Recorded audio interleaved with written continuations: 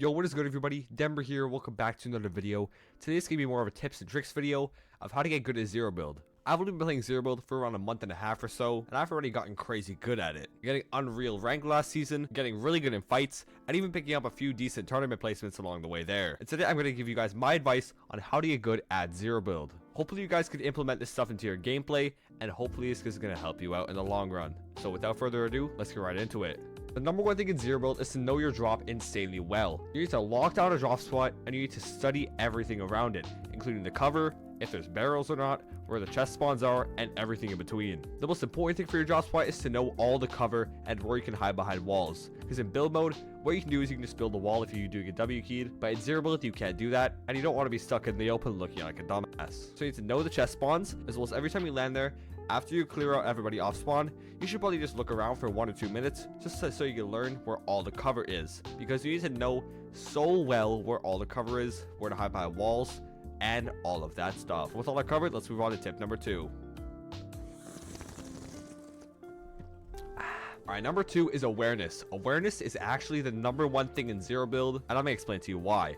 In build mode, if you're a sniper 116, it is easy to box up and heal, but in zero build you can't do that.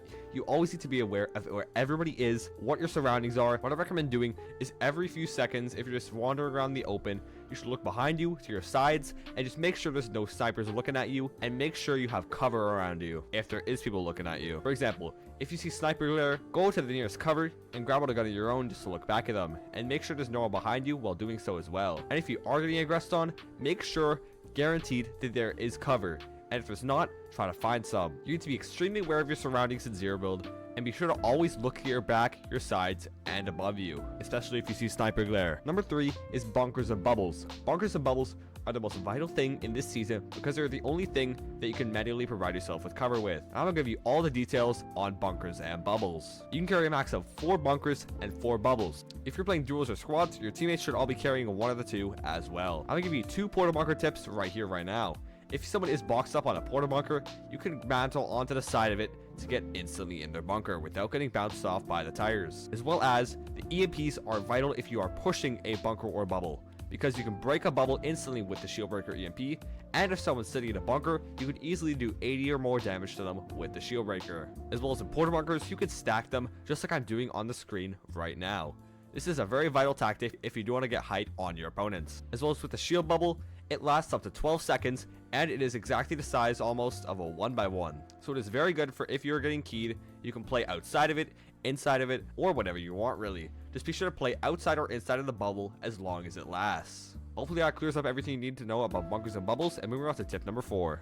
Tip number 4 is aggression in fights. You need to know when to aggress, when to not, and if a fight is even worth taking in the first place. One vital thing you need to do before going into any fight is make sure you guaranteed get some early damage, whether it's a snipe in the body, the head, or even just an AR beam. If you get 100 or more damage, the fight is probably worth pushing as you have a giant advantage off the bat. It's even better if you have bunkers or bubbles, because you can protect yourself if you do get hit back. As well as if you were hit for over 100 damage, it is probably worth running from the fight, or at least trying to. If they do push you before you can run, be sure to get some damage back. This is very important. If people get damage on you early, sometimes they'll make very dumb plays. You don't want to be doing this, and if someone does do it to you, then you can get some damage back pretty easily and even out the fight. So hopefully that covers everything about aggression in fights, and when to run and when to not.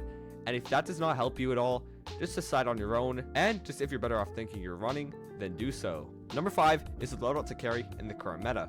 This meta is very weird, so I'm going to break it down what you should be carrying if you do want a detailed guide on that. In your first slot, you're going to want to have the Thunderburst SMG or the Nemesis Assault Rifle, because Thunderburst SMG shreds at close range, so if you're going to be taking more close range fights, you think, then you're going to want to take the Thunderburst. But if you're better at long range damage, or if you're going to be beaming kids a lot, then be sure to use the Nemesis, because that thing shreds at long range, trust me. In your second slot, you're going to want to have the Frenzy Auto Shotgun, or if you are very confident in your aim, then use the Gatekeeper, because the Gatekeeper does do quite a bit of damage, and it is crazy good if you have the mythic one, or just one with the speed mag. But if you're not as confident in hitting your shots, then be sure to use the Frenzy Auto. In your third slot, you're going to want to have a Sniper Rifle, or you're going to want to have Shockwave Grenades. whichever one of the two you want to carry. The sniper rifle is good for initial damage, but shockwaves are the insanely good meta for getting away from fights. In your 4th slot, you're going to want to have porta bunkers, or if you cannot find porta bunkers, be sure to carry the shield bubbles, because that's the only way you're going to be able to protect yourself. Porta bunkers are better because you get a height advantage, and they last infinitely, unless they break your bunker. And in your 5th slot, you're going to want to have Flowberry Fizz or Chug Splashes. This is the best heals in the meta at the moment. These two are crazy good, and Flowberry Fizz can even act as a mobility item. And if you can't find Flowberry Fizz, carry 4 or more Chug Splashes. And that is probably the loadout you're going to want to be carrying in zero build. This is the best loadout to have, and hopefully this helps you out. So let me include a little bonus in this as well. These are 2 of the practice maps that I used a lot to get crazy good at practicing my zero build skills. The first one I use is Rapid Zero Build 2v2 by Team Bullseye. This map is the greatest map in the world for practicing certain guns, or just warming up your zero build skill in general, because there's 10 rounds of just straight action in different maps and environments, because this gets your skills and awareness warmed up very well. The second one is zero build 1v1. This is the best map for 1v1s with specific guns, but it does not get as many players. But it is very good for practicing your bunker fights and just your zero build skill against one player in general. And that just about wraps up the video. Hopefully this helped you guys out. Subscribe, like the video if you enjoyed, and see you all in the next one. See ya!